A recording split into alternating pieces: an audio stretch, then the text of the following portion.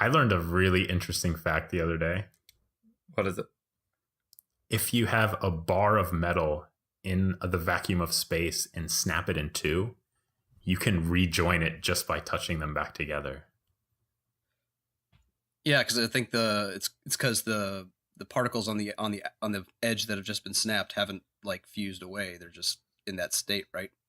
It's the oxygen-rich atmosphere that fucks it up. Ah. Oxygen loves to just fuck things up, rust and like oxidants and stuff. It iodizes it.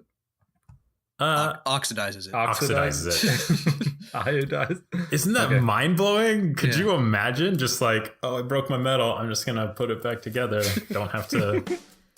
I broke my metal.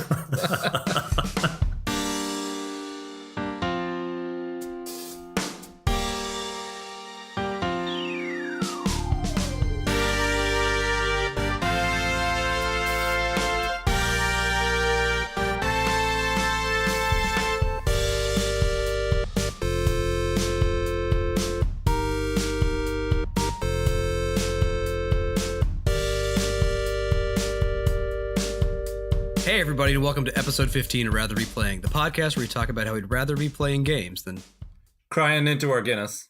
Oh. I'm Josh. I'm Elliot. And I'm Stevo, and I haven't got over it yet, lads. It's been a week now, but it still hurts. I saw your tweets. You're in the U.S. now. Just engage in constant disappointment like we do. No, I actually still enjoy a real sport. I enjoy the sport too, but we suck. You do suck. You don't quite suck as much as Ireland do, but you do suck. Yes, America, the US, didn't make it to the World Cup for the first time since, what is it, 1986. Italy didn't make it either. Italy didn't make it either for the first time since 1958. Yeah. That's so crazy. Now, on the flip side of this, Ireland got to the playoff and they could have been there for the first time since 2002. So we haven't gone to a World Cup in 16 years. Oh, so I saw Ireland the last time they were in the World Cup then. Okay, cool. Yeah. Oh, did you in Korea? Oh, wait. No, never mind. I saw Denmark, France. Never mind. It wasn't Ireland. Never mind. You could have seen them. They were in Japan and South Korea for the 2002 World Cup. And that was the last time. And obviously I've been crying out for an excuse to go to the World Cup. I've never been to a World Cup. I've never seen a World Cup match live.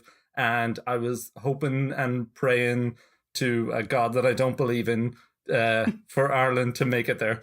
And unfortunately, after a good draw away in Denmark, a 0-0 draw, we thought we'd take them home and beat them in Dublin. They absolutely annihilated us. They beat us 5-1, and Christian Eriksen scored a hat-trick. It was just don't laugh, please don't laugh. It's going to take a while, lads. It's going to take a while to get over this, especially since it was going to be in Russia and the next one is going to be in Qatar, or would you say Qatar? Qatar, yeah. Qatar, yeah. Yeah, however you want to pronounce it. I'm not sure how I'll do there. My fair skin might not suit the climate so well. I just remember. I just imagine Stevo being in the bar watching this game, and every time Denmark scored, going, "What a save! What a save! What a save!" Calculated. It was so sad. It was so sad. I can't even laugh at Rocket League jokes. It just hurts too much. Unfortunately, that's as funny as we get. But anyway, lads, enough talk about football. That's a lot of soccer. let's talk about some video games. All right. Elliot, what have you been playing? Elliot was playing FIFA. No, he wasn't. As a matter of fact, I was not playing FIFA. He was playing a game like it. Last FIFA I bought was 2015. Anyway. Football Manager. I've been playing a couple of games that I'm enthralled with, so I'm excited to talk to you guys about it, because I don't think I've told you I'm playing them. Oh, yeah? One of them is a Switch port of Thimbleweed Park. Great. Now, I thought you did mention that. Did you not? I thought you did mention that to us. Maybe I mentioned it last episode, but the other one I definitely haven't mentioned, so I'll get to there in a second. But so I looked into it because I hadn't really heard much about it other than it was a like point and click LucasArts style adventure game. Yeah. Made by former Lucas, like people who worked on Secret of Monkey Island and Ron Gilbert. Ron Gilbert. Everyone minus what's the other guy? Tim Schafer? Tim Schafer, yeah. So he wasn't a part of it. Fine. Yeah. Fair enough. Yeah. I've never actually played through a game like this. Did you pay more than $10 for it? Oh yeah. Oh, you failed. Did it cost you 15 or 20? I know that reference. Yeah, it was $20. No, so it was extremely off-putting at first, especially playing with the controller, because these things were made for PC where you literally navigate by like clicking where you're going to move, and then you either pick the menu for talk or pick up or explore. It's got a scum system? Yeah. If that's what you call it, then yes. I think it is. Josh, what did scum used to stand for? It was the actions that you could do. It was something for Maniac Mansion. It was the tool. It was the system they used for the point and click system for Maniac Mansion, and then was also used for Secret of Monkey Island, Day of the Tentacle, Sam & Max, things like that. God, what did that stand for? And it has all the verbs, Elliot. Pick up, talk to. Yeah. There's 9 of them, I think. And so I primarily play my Switch docked. And so I was like, well, let's see what this game's about. It was like 3 weeks since I bought it. I hadn't even booted into it. And clicking, like you kind of click on an object, or you click on the menu and then you click on the object, like pick up this, can't pick it up. Okay. Use this, can't use it. Okay. And then until something finally works, and it's just kind of tedious. But I made it through like maybe an hour or so that way.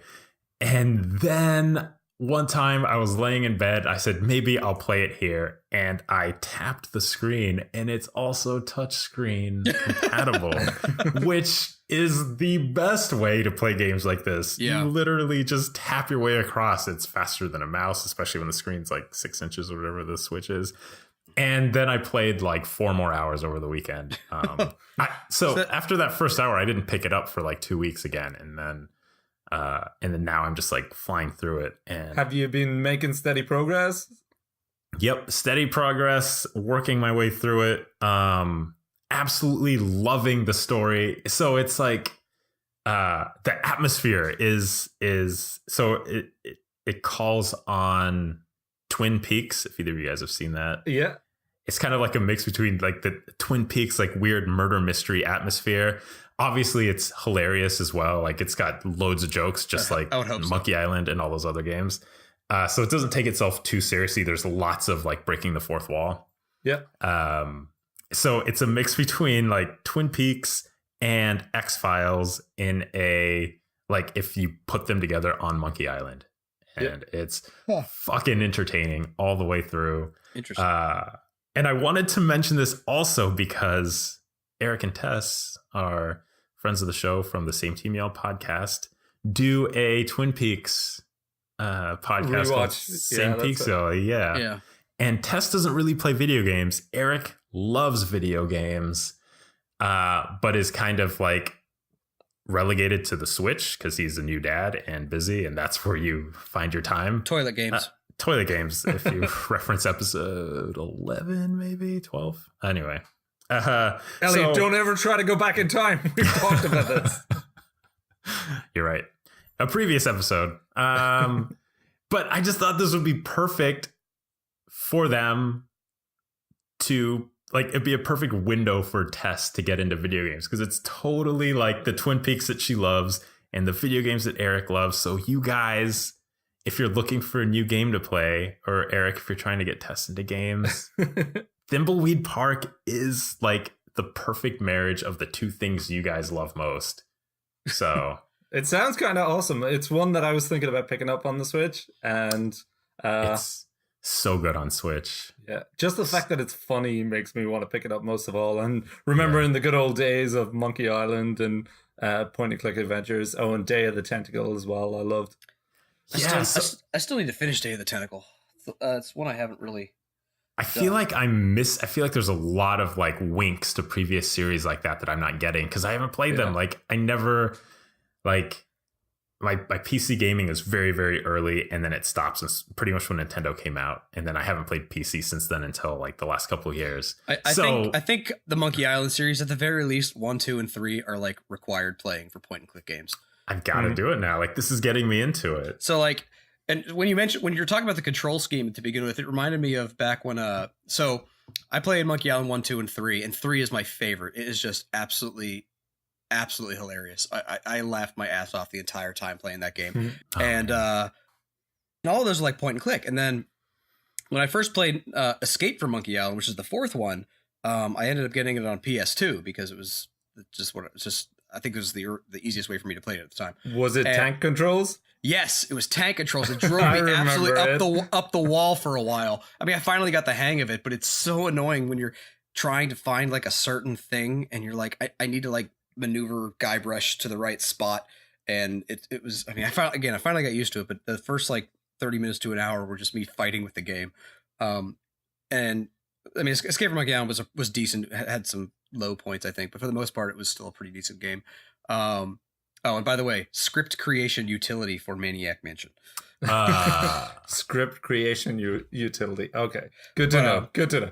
But yeah, Elliot, so you should pick up Monkey Island. So if you got your iPhone, they have the Monkey Island 1 and 2 on the phone. I actually think I have those on the phone and maybe played like 10 minutes of them. And like, it was just, the format was so weird. It kind of put me off at first. It is odd, and it's fair. And again, I haven't played Thimbleweed Park, so I'm not sure if it's in the similar vein, but like many of the puzzles are definitely very abstract thinking. Like you have to really go like, oh yeah, you can use that monkey as a slingshot, you know, things like that. Yeah. I've had moments in Thimbleweed where I'm like, there's no way this will work, and it works. And I'm just like, oh man, that's so good. Right. That sounds about right. So good. And it has that same like really old school pixelated look. Like the art style is amazing. Yeah. Well, if you're all up for playing a playthrough of Monkey Island 3, I've never played it, and I'd be up for that. Yeah, let's do it. Stream it. Put it on Twitch. Genius. The man's a genius.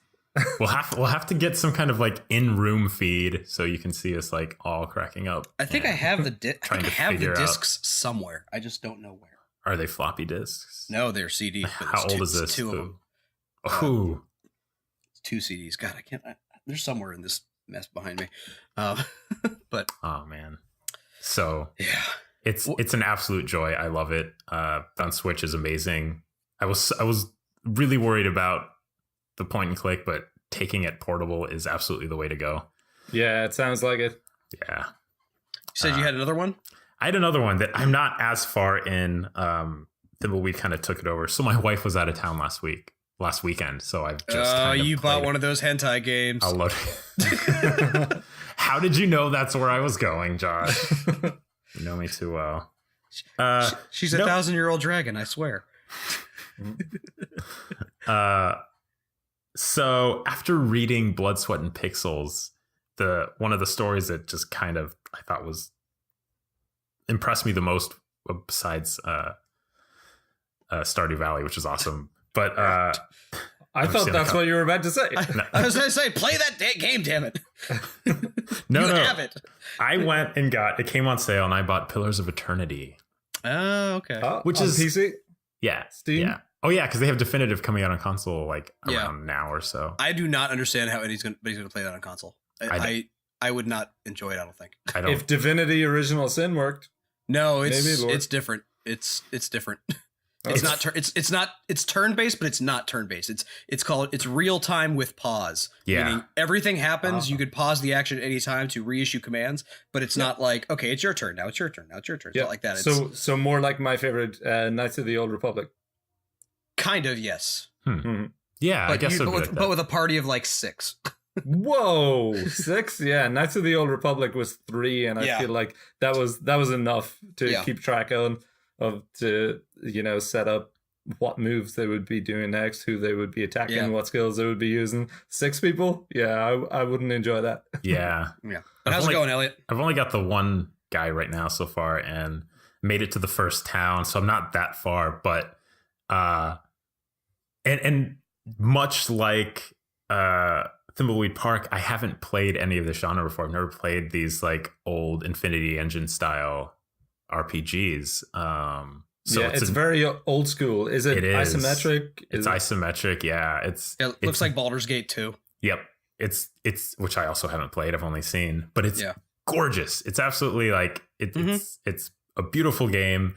The lore just sucks you in. I don't know what it is about it. Like you read like even item descriptions like pull you into this world. The history. You're this guy, so you have like a very brief background about who you are. And right off the bat, you're making choices and people are dying as a result of them. And your party is changing as a result of them. And then I stumbled into this like ridiculous occult. Josh, you played it, right? Yeah, I did. Ceremony. And it's just like, man, it just went from like 0 to 60 so quick. And then like we hit a wall. Like, so it's like, all right, now we're calming down. The pacing is kind of evening out.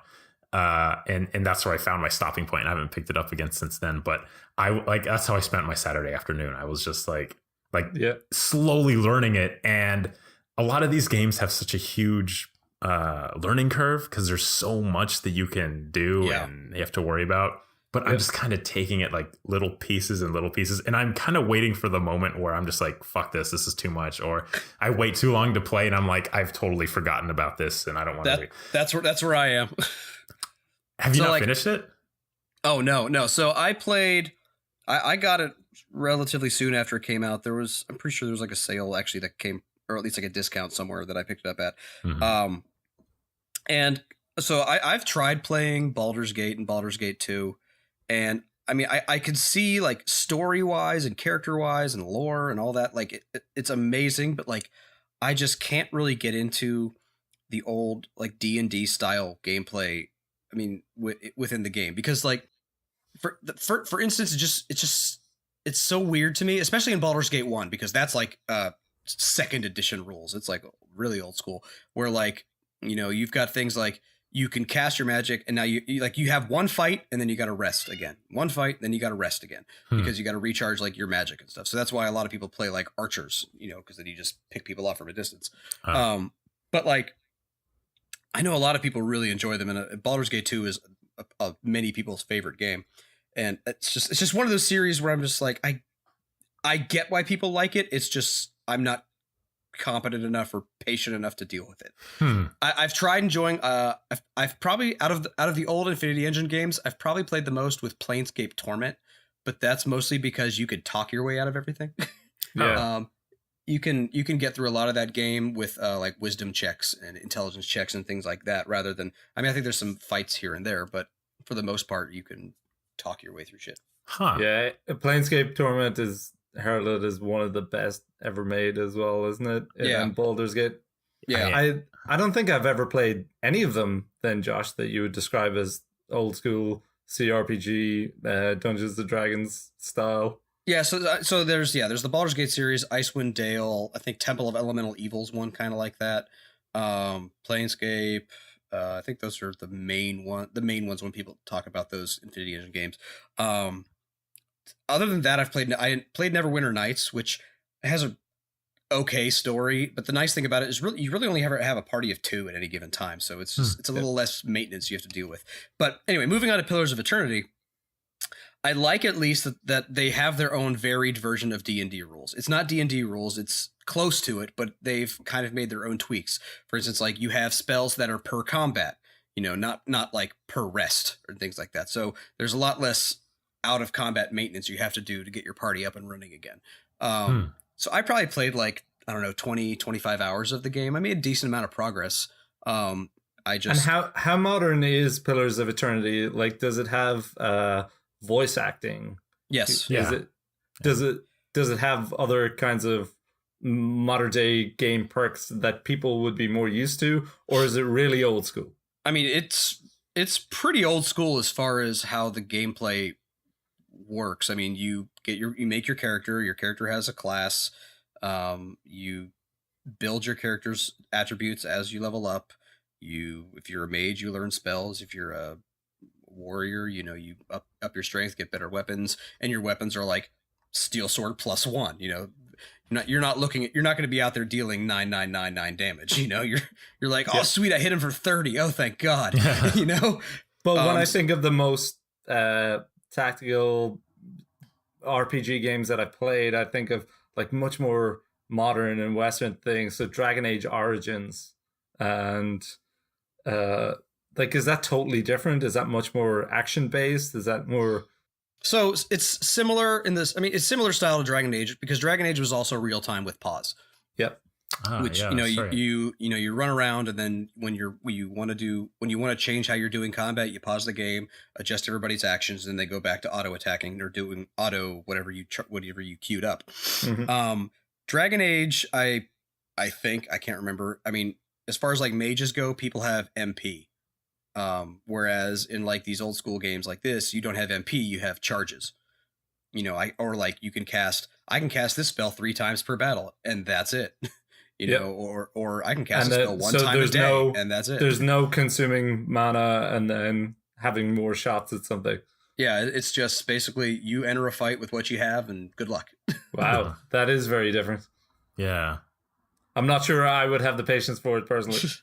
Like I was enjoying it, and the story was pretty cool. And like Elliot said, it's a gorgeous looking isometric game. I don't know. I feel like at one point I hit a roadblock as far as like difficulty goes. And there at the time I was playing, there was a main way for me to go story wise, but then there was also like a side dungeon in the keep you can own. And I kept going down there and just getting wrecked. So I don't know. I probably just like hit a side quest that I should not have tackled that early, and I got annoyed and gave up for the time being. So I should go back to it. I was enjoying it.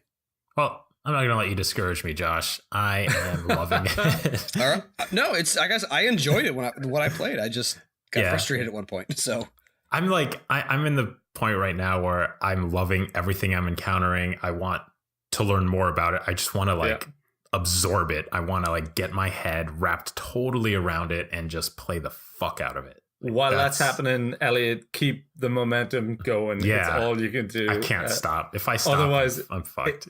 Exactly. If you stop, you're fucked. Yeah. So thanks for that, Josh. My cautionary tale here. Exactly. So. Moving on though, so I've been busy as hell these past 2 weeks. So I played a little more Mario Odyssey. It got up to about 530 moons, give or take. That's ridiculous. I think I've maybe got half that maximum, maybe. I mean, like just gotta be efficient, dude. Oh, you just gotta be. just keep going. Just don't stop playing.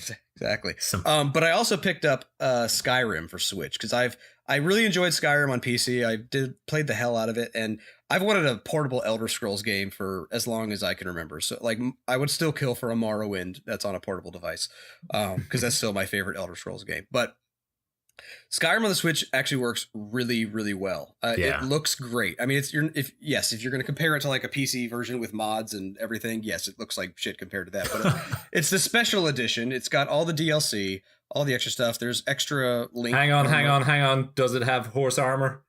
That's Oblivion. That's Oblivion. Oh, no. Stevo, your references, DC, man. Marvel. Flashbacks. But it's got, like I said, it's got all the DLC. There's even extra armor you can get to make you look like Link and get the Master Sword at one point. A very ugly Link.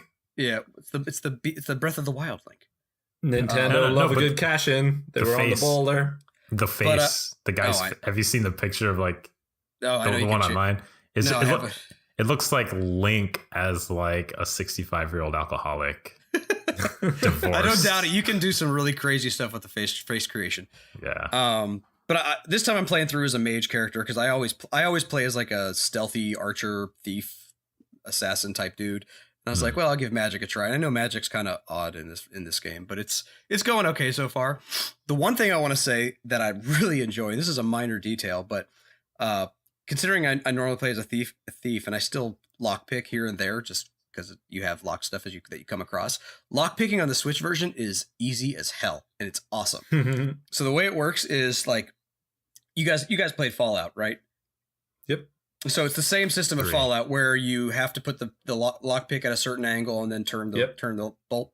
So, but in this version, on the left Joy-Con, you use the left Joy-Con to rotate the bolt, or to rotate the lockpick, and it vibrates as it comes across little ticks. So like if you've got 180 degrees of movement on the bolt that you can check to open it. On like the beginner's level, on the novice level bolt, there's like 10 ticks that you'll feel across that 180 degrees. On like the master one, you'll feel like 60 of them. So more precision there. But as you're going rotating, you'll feel a slight vibration as you pass every tick, and on the correct one, you'll feel a very slightly stronger tick. Huh. So you have to pay attention, but it also means that you don't have to put any points into lockpicking as long as you're paying attention. Oh, it's kind of neat. I like it. So it's the HD rumble, right? It's like super subtle. So like it'll like be like tick tick tick tick tick. Okay, well, that's it. Okay, go back. Crap. Oh, that's so cool. Have you tried with like playing with two independent Joy-Cons, one in each hand, tabletop mode? I have, but I'm not a fan of gyroscopic controls just because I'm not. I don't know. I just never feel like I'm aiming properly because I don't, because then I gotta hold my arm out like this while I'm playing. It's annoying, and it's just I'd rather just play. I just turned off the gyroscopic controls. But whenever I'm playing, I like to play on the TV every now and again too. So I enjoy having the detached controllers. So, man, the Switch is so good. Like, so as you were talking, I was thinking like, wait, the actual tablet doesn't have rumble in it, nor does it have any gyroscopic sensors or anything. It's on the Joy-Con, like calculated from the Joy-Cons. But when it rumbles, it feels like the whole thing is rumbling. When you tilt it, it feels like, But man, that's such a cool fucking ugh. Oh yeah, I'm enjoying it, and I can get lost and play an hour or two in bed just exploring Skyrim, and that's good enough for me. So yeah, that was always the great thing about Skyrim. Just wandering in a direction and seeing what stories and quests you would stumble upon. And then getting eaten by a bear, yes. Or falling, doing that crazy slide jump up a hill. Yeah. What about you, Stevo? I've been knocking around a few different things. Finally completed Golf Story, which we'll definitely have a chat about once Josh finishes it. Elliot, do you think you ever will? I ever will. I believe you ever will. I'm still almost done. I think I just have the last course to go, but yeah. I also jumped back into the SNES Classic, and I've got a couple of feelings about the couple of games that I went back to, which I've played a bit of both. Super Mario World, I jumped back in. I've got 70 exits out of 96. 96, yeah. Dang. 96 total, and trying to get the ones that I've missed is goddamn impossible. It's never gonna happen. I mean, like, I just tried a few of them and I was like, nope, no idea where it is, or I know where it is and I have no idea how to get to it. Now imagine 7 or 8 year old me. Wait, when was this? When did it come out? 1991? Was that Mario World? Yeah. Imagine 7-year-old me going through and playing that game for hours and going, "Oh my god, finally!" Yeah, and is that like the only game you had at the time as well? Probably. Maybe I had Zelda too, but yeah. Wait. Have you beaten the Star Road? No, I haven't. That was the first one I jumped into. Have you beaten Tubular, the second level? No, okay. Not yet. Tell me when you do that. Okay, I will make a point of beating that before the next time we record. Good luck. And obviously the other game that I jumped back into was Donkey Kong Country. And can I just say, I don't like how Donkey Kong Country feels at all. I just don't like it. Diddy Kong feels a little bit better, although clearly his name is even more ridiculous. But the way Donkey Kong feels, it's so slow and lethargic. And I mean, you could say, oh, well, that's because he's bigger and that's how it's meant to feel. But it's not satisfying in the way he jumps or the way he rolls. I just so that's why everybody likes Donkey Kong Country 2, because you play as Diddy and Dixie, and Dixie is like a version of Diddy that can float, or can glide. So both of the characters are pretty fast. They're not sluggish like Donkey. And it's a little better. I just find that I don't want to jump back in when he's the character who I finish up dying. Well, just stop dying with Diddy and you'll be fine. I guess I'll probably go back to it at some point, but there's so many other games I wanted to play. So the other thing, new one that I jumped into was Uncharted 4 Lost Legacy. Okay, nice. I forgot you got it. That's right. Yeah, got it on sale recently. Kind of cool that there's 2 female protagonists in it. I'm about ready for another bit of Uncharted. We can always do with a bit of pulp. The cinematic video game from time to time.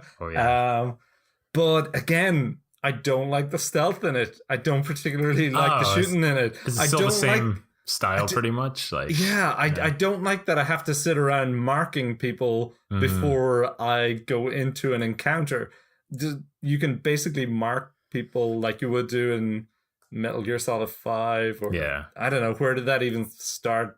Wait, you have to mark them? Splinter Cells. Well, you basically have to mark them because if you don't kill them stealthily, they just bring in waves of enemies. And because I'm not enjoying the shooting as much as I did in, say, Uncharted 2, always the one that I come back to, I just don't want to sit around for 15 minutes on one encounter while waves of enemies come back.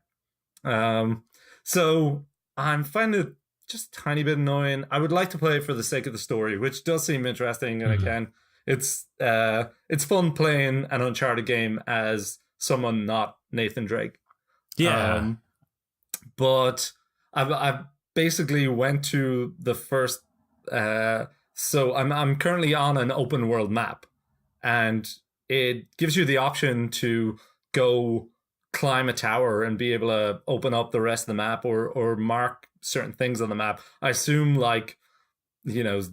Zelda or an Ubisoft game, more like an Ubisoft game, I suppose.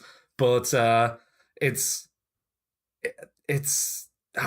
couldn't figure out how to climb the tower, and immediately I was like, this is a game that I wanted to play through quick as a flash. This is a game that I wanted to play for the cutscenes and for the story and for a little bit of shooting and get right through it. And already I'm frustrated with it. And I find the one thing that annoys me most about games these days is when I don't know where to go. And it just, I'm not sure how much I'll stick with it. Yeah, maybe you shouldn't be playing any old school RPGs. Yeah, probably not. Have you tried just throwing money at the screen? Does that help you win?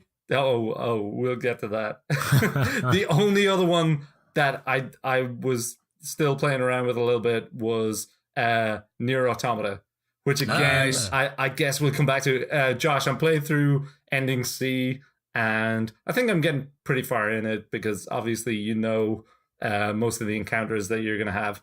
But the C route should be totally different than different side quests, but same main. No, that's B. You're still on B then. Oh, I'm still on B. Yeah. Oh, okay. That's me, Todd. So I guess I have a lot to go before we can have a proper discussion about that. Oh, yeah. But I am starting to get into it again. At first, because in the B route, you're doing a lot of the same quests, I was getting a little bit bored of it. But as you see the story begin to unravel a little bit and you get to learn a bit more about the world, it draws you back in and it gets you pumped forward again. So really excited to have a chat with you about that. Elliot, go play Nier Automata. Yeah. So I've got 3 games that I'm waiting to see how they come down on holiday sales here. And Nier Automata is one, Horizon Zero Dawn, and Uncharted Lost Legacy. But you kind of quoted me on it. I got Horizon for $20 2 months ago. What do you? What are you holding out for? I was holding out for $20 at Best Buy for the GCU, $15. Nice. Yeah, it's $20 actually right now. The PlayStation Black Friday sale just went up and it's $20 right now. So I'm tempted to just grab that at that price, but. I've heard it getting a lot of press again because they recently released the DLC for it. Yeah, the Frozen Wilds, and it's pretty smart that they did that. It seems like they released it just around this time to remind everyone that Horizon Zero Dawn came out in 2017, and don't forget to consider it when you're thinking about your Game of the Year nomination. Yeah, and I hear so many good things about it. I've enjoyed the bit I've played. Me too. I've played. I'm guessing about a quarter or a third of it, and the story was fun. But of course, then Zelda came out and just dragged me away from everything. So I mean, it came out at the same time as like Zelda, Persona 5, Nier Automata.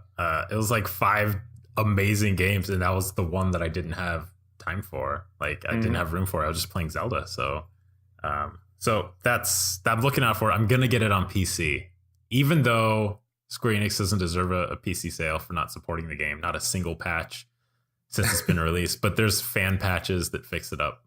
And I don't have a PS4 Pro, and it's one of those games that really benefits from it, from what I've heard. Neo is another one I would like to also grab, but that only just came out on PC. I'm not really hopeful. And the fact that it's basically a definitive edition on PC makes it all the more tempting that you don't have to worry about getting DLC separately.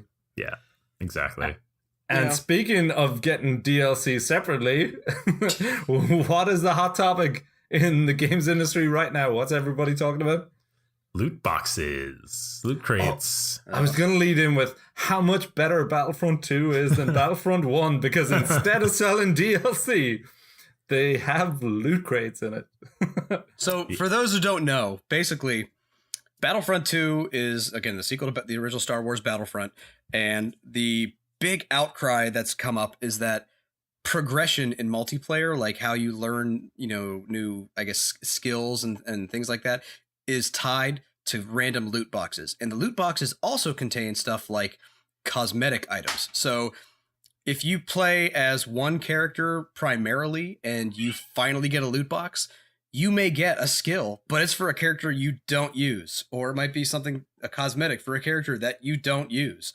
And yeah, you can spend money to get more loot boxes, but then you're just throwing more money at a game for a random chance. It's all random. It could be. I actually didn't know about the character thing. I thought it was just like, I want this skill plus 10. I didn't get it in my first 3 loot boxes. I'm going to buy another one and hope it comes in that. So I think there's a way, kind of like in Overwatch, where you can also earn like currency from the loot boxes. Like if you'll get like, I don't know, 20 coins or credits or whatever, and then if you get enough, you can buy the thing you want with the in-game currency. So I think that does exist too. That doesn't make it better. I'm just saying I think that's there as well. And the alternative, they said it was how many? I forget how many hours it would take to do like an equivalent. Like you could just buy the. You basically have to play for like 6 months straight, like not sleeping. Yeah. So what I'm reading here is at the current price, and this was at the time, of 60,000 credits, it'll take you 40 hours of gameplay to earn the right to unlock one hero or villain. That's right. So heroes or villains would obviously be Luke Skywalker or Darth Vader. Main characters. Main characters, and the characters who, in many ways, you are buying this game to play as.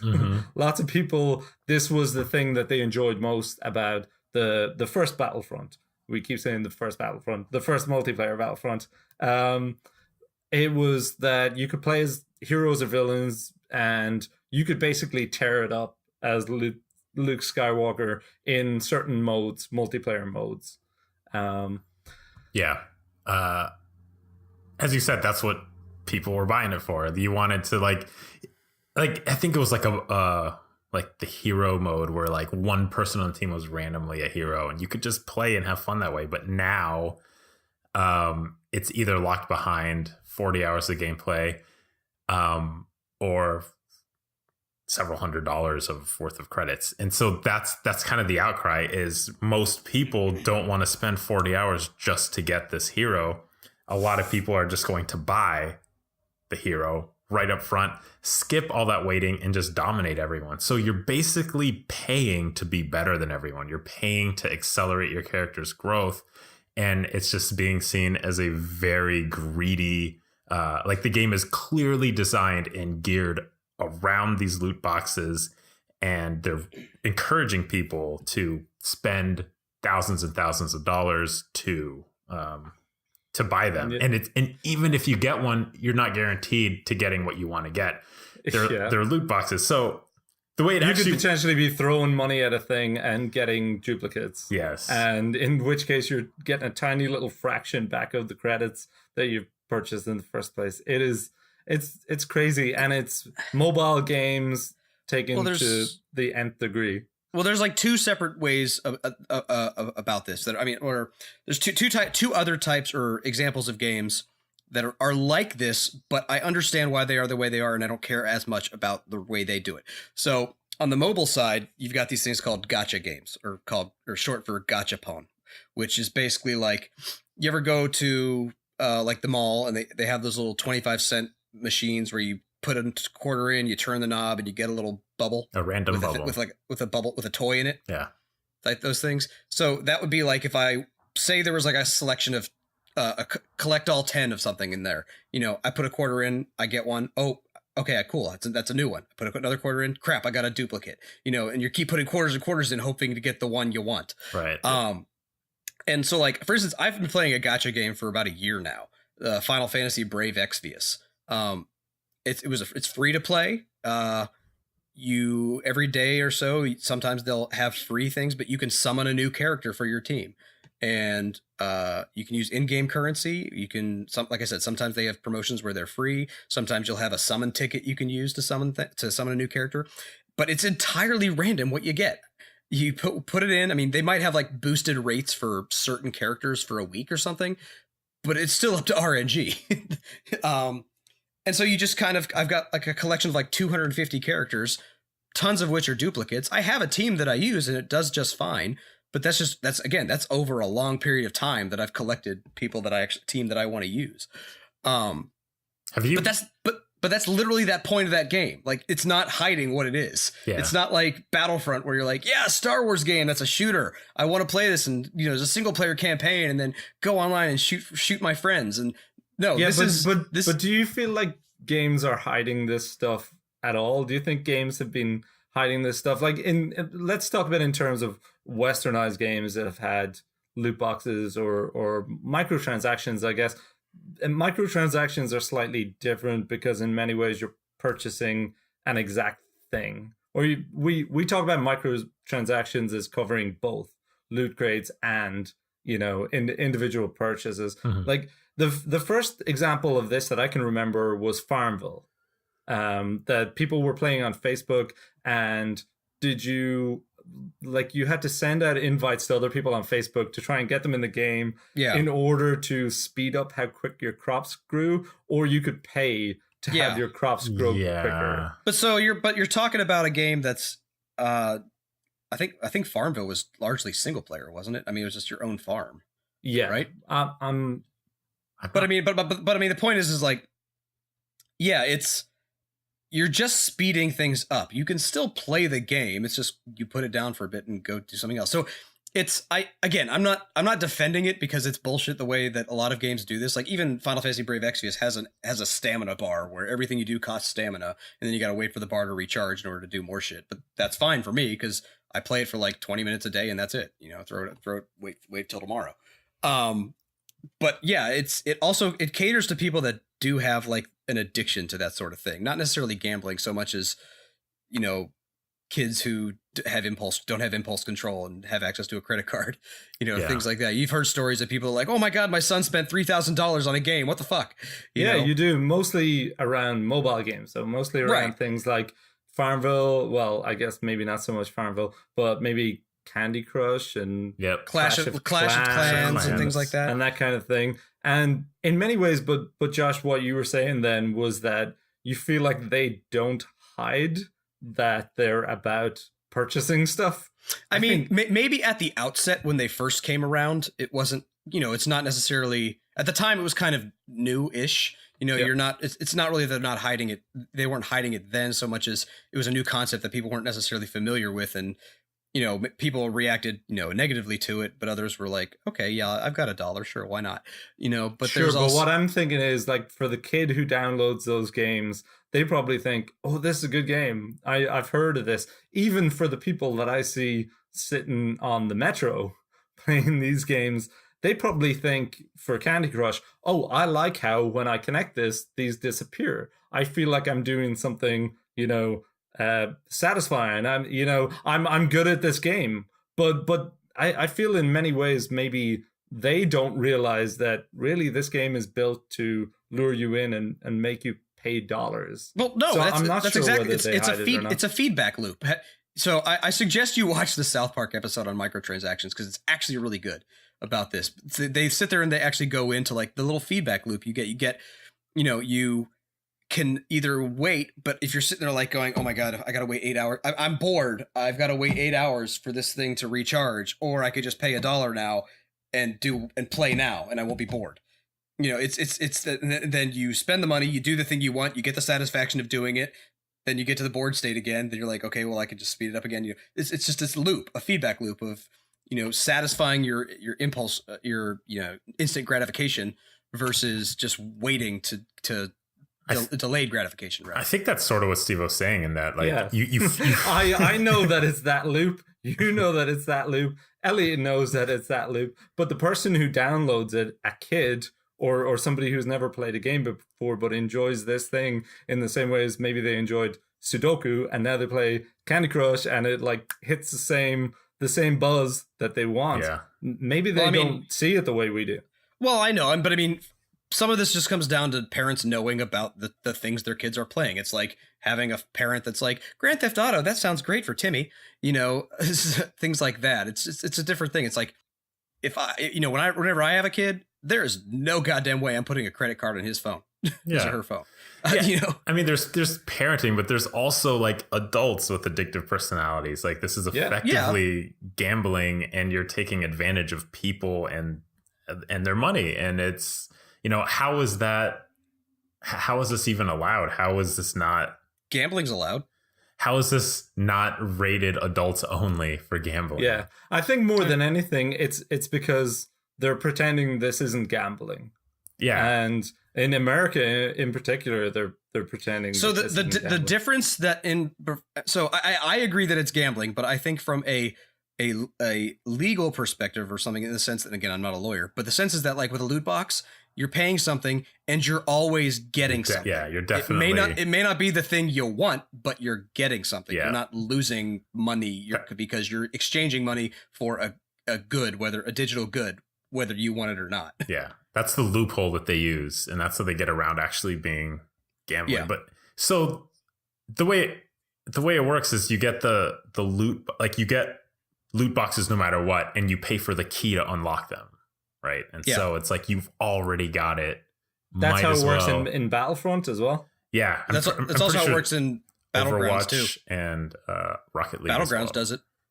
And in Rocket League, which we all love.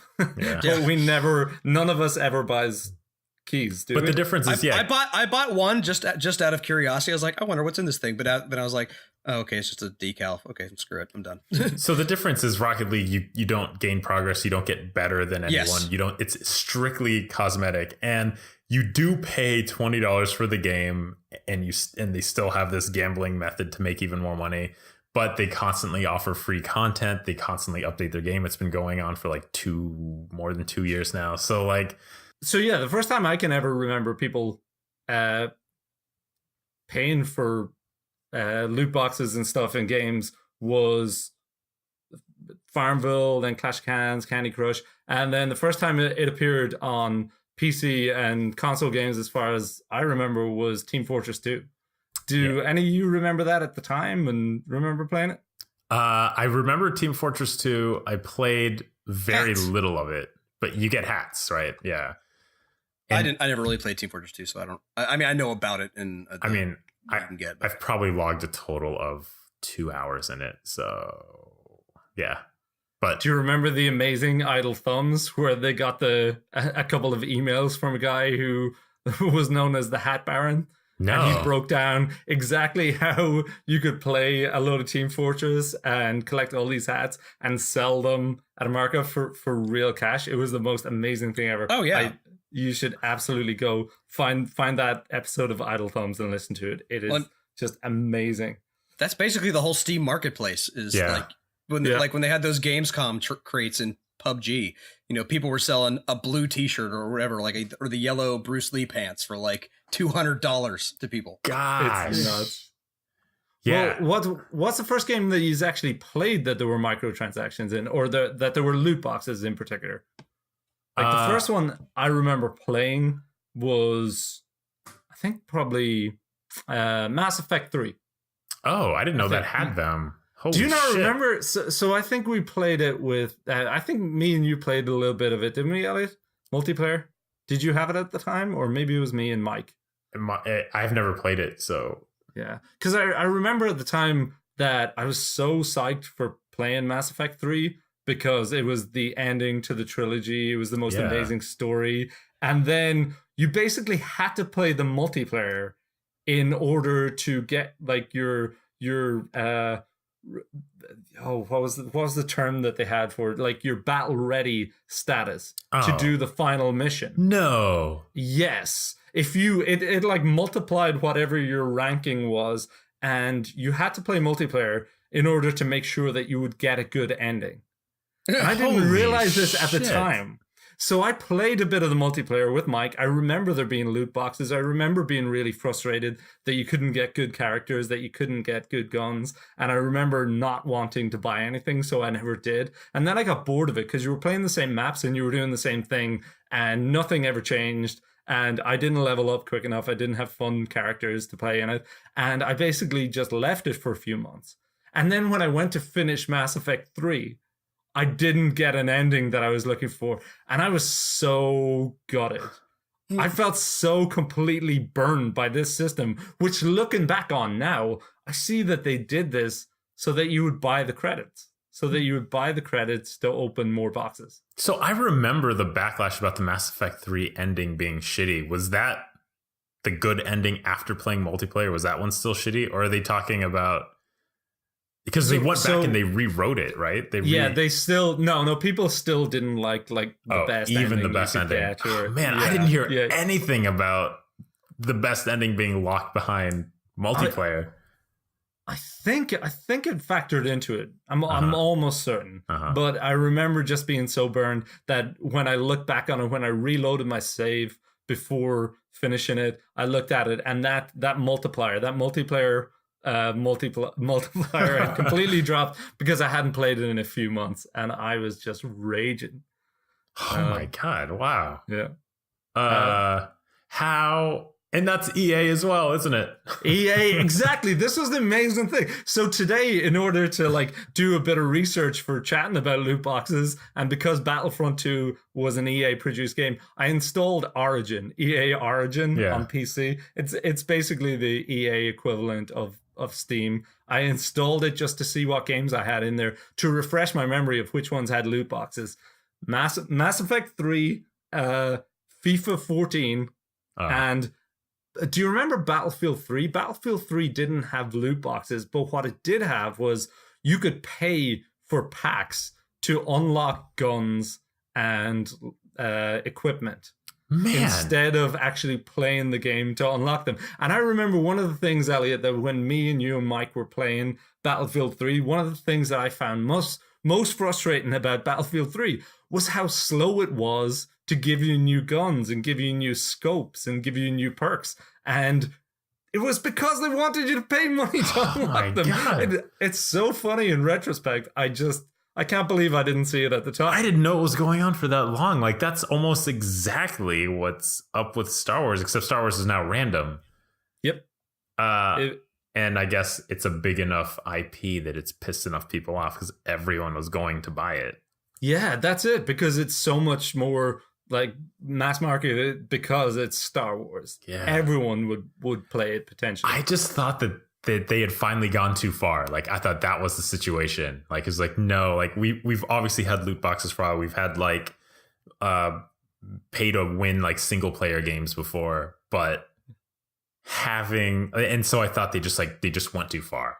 But they've been fucking doing this from 2006, 7, 8. I think this is just the most egregious example because of like you guys mentioned before, the time it takes to get the stuff you want. Oh, the amount of money it's it takes. Especially bad. It's just insane. Yeah. Yeah. Have you ever paid for loot boxes? Not a once. Never. No way. I don't believe you. Never. You're a liar. I'm calling you out right now. I think I was drunk one night and I purchased some Overwatch once. Overwatch, yeah. But hang on, Overwatch is different though, isn't it? Because it's all cosmetic. Yeah, but you can buy a specific costume. Well, can't you? Yes and There's no. definitely loot keys. No, so those are for like the special summer games bundles and stuff like that. But for the regular loot boxes, like it's you cannot purchase a specific thing with money. You could purchase loot boxes, which will give you extra coins if you get duplicates, or sometimes they just give you coins, and then you use the coins to purchase the specific skin you want. Yeah, you're right. You're right, Josh. I in my head for some reason I had thought you could buy specific skins, but no, you're totally right. You have to just buy loot boxes and hope to collect enough coins for it, or for them to come up in a random loot box. I mean, I'm not a fan of loot boxes, but I think Overwatch at least is the least annoying of the way they do it. One, it's all cosmetic stuff. Doesn't affect gameplay.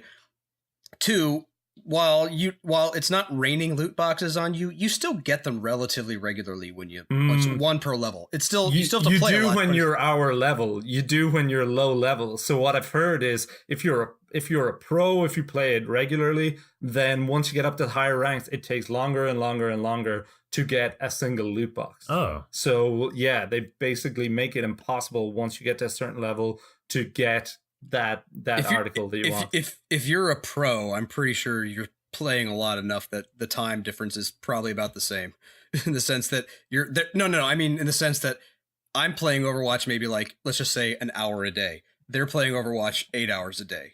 So even if it takes longer, it might take a day for us. I would tell you go read what people who play Overwatch and love Overwatch and that's their game. They are still so annoyed. No, again, like I said, it's not raining loot boxes. I just think it's nowhere near as ridiculous as, say, like the time you were saying it takes for like Battlefront, for instance.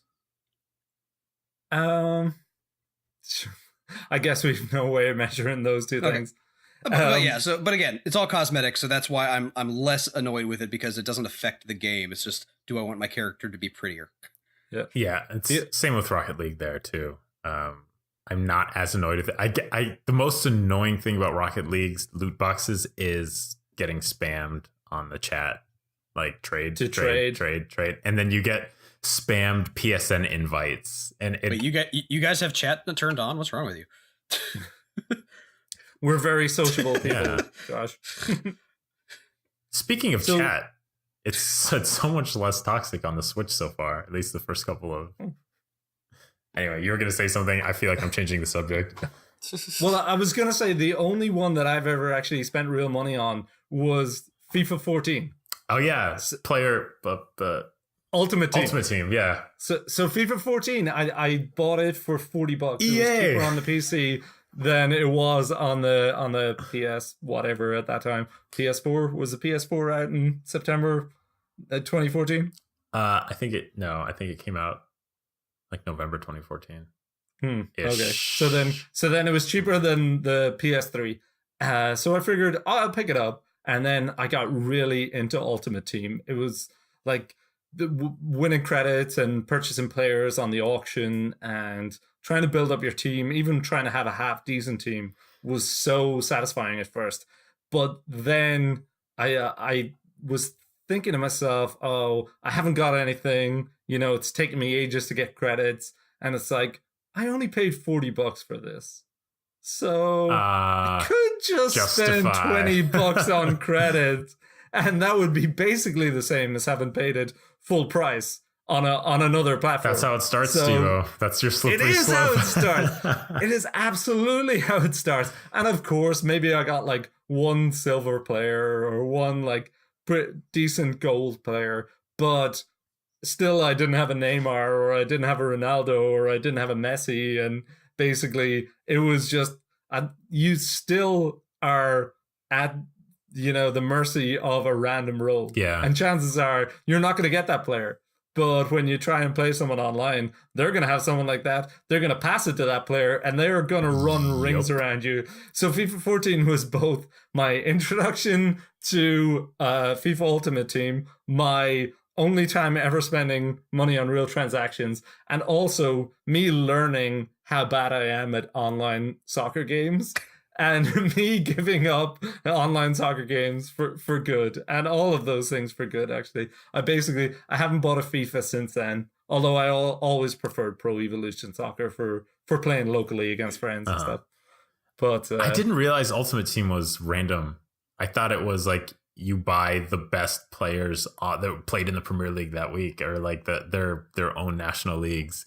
They make the Ultimate get cards. Team. Oh. You buy a pack of cards, Wow. and they flip around one at a time. It's like all of these things. There's like sparkly bits and amazing sound effects, and then when you get a good one, it's like Hearthstone. it's they do all these things to push the buttons of people who are gonna want to gamble. That's exactly what it is.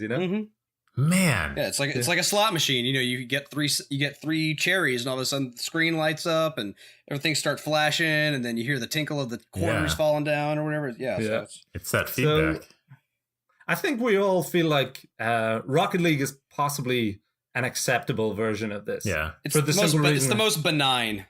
Yeah, and I was gonna say, and I feel like they earn it by they've promised no paid DLC, constant updates. They've added like 5 new game modes since it came out, and we even got it for free on PS Plus, like back when it came out. That is exactly it.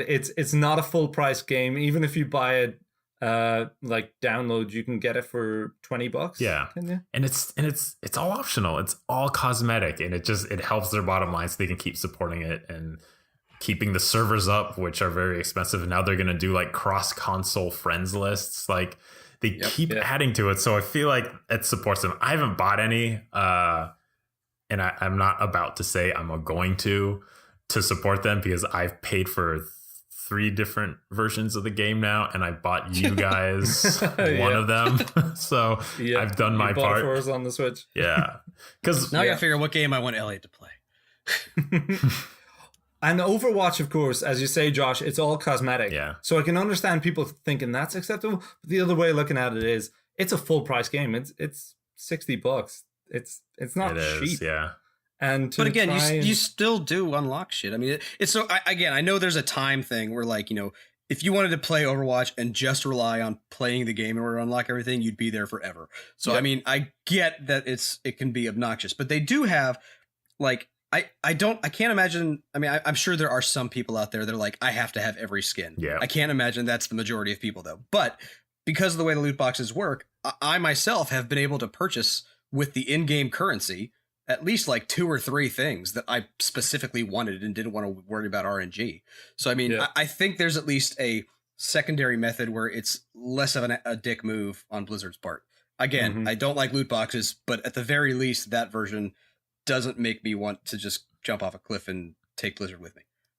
Yeah. Well, for me, Overwatch, like there's a few things that I feel like reasons loot boxes are completely unacceptable, and I'm going to start trying to live by these rules.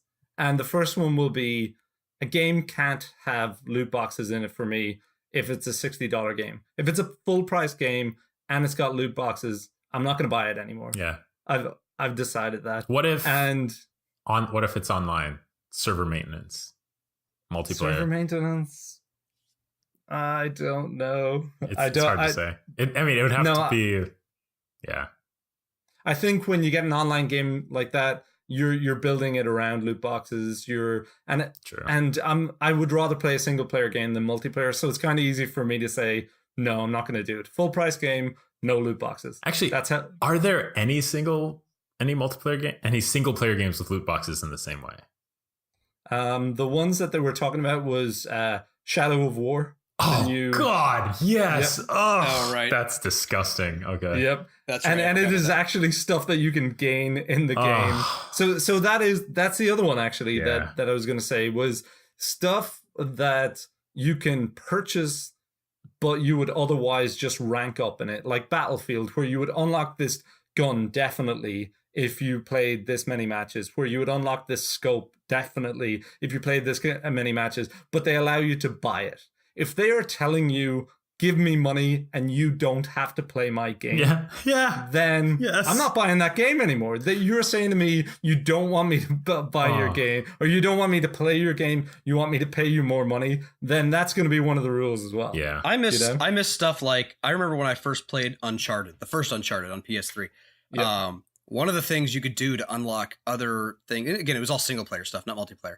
To unlock things like reverse mode, where it flips the game world right and left, or like a sepia filter over everything, or black and white, is as you this was before they had mandatory achievements on the PlayStation.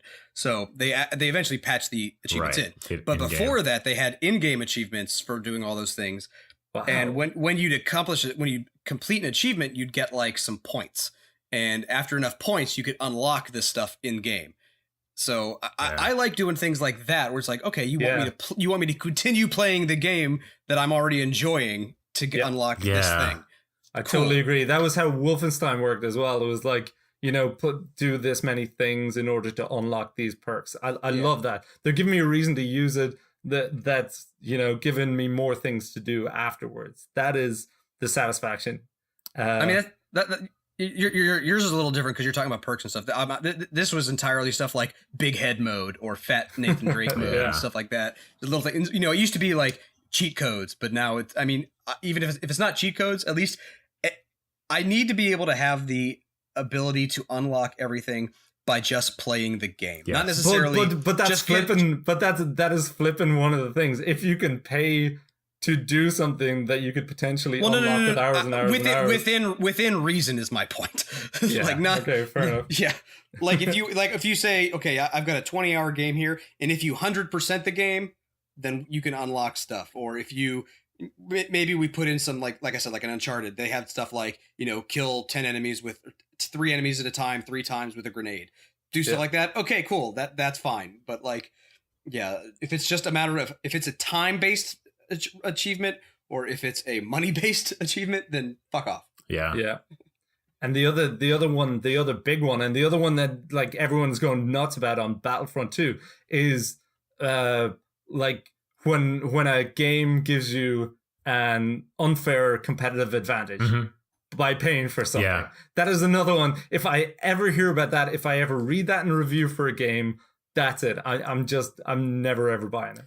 And it's like, not just not buying that game, but I am not going to support EA at all anymore. Like I don't want to buy anything. I was holding out. I really love, I think I might have mentioned, not going to the past, previous episode, the World War I podcast I was listening to, and I got so into it. And right around that time, Battlefield 1 came out, and I've been just kind of like waiting for a good price on it. But I think I'm just going to let it go. I can't support that. I can't support EA. I can't support DICE. It's just too many bullshit practices, and it's just sickening at this point. So there's plenty of other companies out here that don't do this bullshit, so I'm happy. Yeah, exactly. CD Projekt Red, The Witcher. Absolutely. Yeah, Larian Studios. Yep. Yep. Yeah. Today was such a brilliant history lesson for me. Just installing Origin and looking back at these games that I now feel so burned by was just they've been doing this for years and we didn't even notice it in many cases. So I hope nobody out there buys Battlefront 2. Please don't. If you do, like, there's those Resetera threads explaining how it only takes like 5 to 10% of people to purchase the loot boxes for it to be worth it for these companies. Yeah. So the only way to stick it to them is to actually not fucking buy the game. That's the only way you change anything. It's a good start that the reviews are terrible, like 6 out of 10 kind of average, much worse than the first one. And everyone's mentioning the loot boxes. And I think it was like UK numbers or EU numbers for the first week. Physical sales in the UK were down from Battlefront 1. Significantly, like 60% or 40% or something like that. Nice. So we just got to keep going. Don't get it on sale. Don't support it at all. 100%. Well said. There's a better way to do it, and we can get back to that if we just like tell them, and mean it. Yep. So. Well, if you're not going to be playing Battlefront 2 over the next few weeks, what are you going to be playing?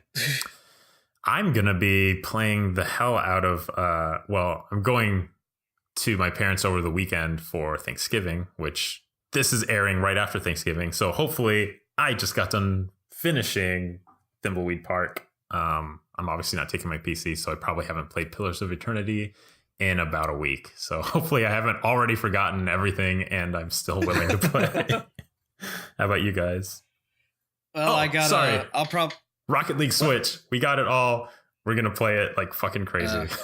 Yeah, that's true. I'll probably play some more Skyrim. I mean, over the next 9 days, I guess whatever. Until the end of November, I'm going to be moving out of this apartment into my house. So my gaming time for those days is probably going to be pretty limited.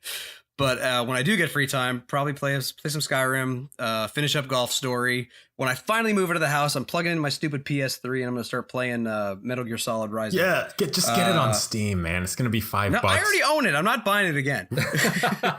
You have 3 versions of Rocket League, sir, and now 2 versions of Skyrim.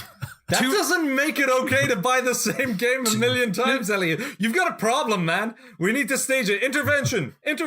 I bought 2 versions of Rocket League. And one of them, Elliot, the third version, Elliot bought for me. So actually, the first one was his fault. The first one was PS Plus, so you only bought 1 version of Rocket League. That's true. And it was so half off of a like group thing that I got, the 4-way pass. No, but that's true. But I mean, you want to play it in 60 frames per second, like it's an old PS3 game. You could do. That stuff doesn't bother me as much as you guys. But it's a platinum like character action game. And I just played Nier Automata, so what's your point? But on PS4. But that's a platinum game. But it's shut up, Elliot. You're just not doing it justice. I don't care. You can stream it and show it to me. It's probably actually cheaper if you like break down your salary to just buy it on Steam than to go and dig through the time it takes to dig through your PS3 and plug it in. If you break it down, you're clutching, Elliot. You're clutching at straws, sir. No. All right, Stevo, what's up for you? For me, I gotta play a bit more in Nier Automata. I know we keep every episode we're saying, "Oh, we gotta have a conversation about that," and we 100% do. I'm gonna play more Lost Legacy. Maybe I'm gonna sit with YouTube open at the same time, so that if I get stuck, I'm just not frustrated. I can just hit play, so I know exactly where to go. And because I'm going to have a bit of a break over Thanksgiving, and it's been a while since we talked about a Super Nintendo game proper, I'm going to sit down and play some Final Fantasy 3. Dude. Yeah, I figure you'll all enjoy that. Oh, 3. Okay, Super NES. Gotcha. Okay. I was thinking, you bought it on Steam? Okay, I got you. Yeah. Yeah, I'll believe that when I see it, though. So, what does that mean?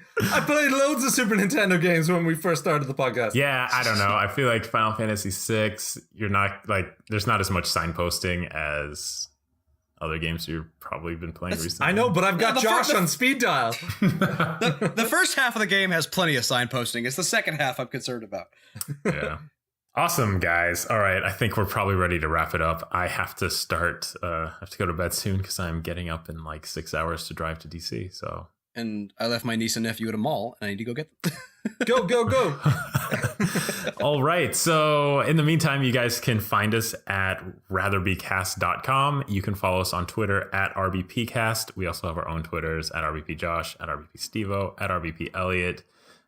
Please jump on iTunes, Google Play, Android, any place you can you find your podcasts. We're also on YouTube. Jump on there, leave us a comment, give us a like, tell your friends, let everyone know if you liked anything about this. Spread the word. This is how we get around. So, and thanks very much for listening to this episode. We will be back the Tuesday after Thanksgiving. Did I miss anything? Did I actually do the ending right? Was that good? Yeah, I think that was good. Oh, man. Can we say goodbye? We're not going to be back the Tuesday after Thanksgiving. We'll be back 2 weeks after the Tuesday after Thanksgiving. Sorry, this episode is right now the Tuesday after Thanksgiving. Yes. We'll be back in a couple weeks. You were so close, Elliot. Just say 2 weeks. It's the easiest thing. We'll see you guys in 2 weeks. Fuck, man. I had it like 90% of the way there. Give it a good goodbye. Goodbye, everyone. Happy Thanksgiving. Enjoy your turkey and enjoy your families in spite of them. But they just had Thanksgiving. Fuck.